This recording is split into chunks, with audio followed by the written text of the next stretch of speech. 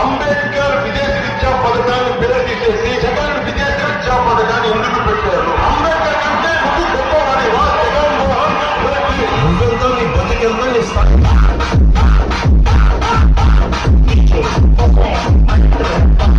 సిద్ధం సిద్ధం సిద్ధం అంటాడు. దేనికైనా సిద్ధం. జైలుకి వెళ్ళేదానికి సిద్ధం, జైలుకు పంపించడానికి మీరు సిద్ధమా అని ప్రజలందరూ నేను అడుగుతున్నా.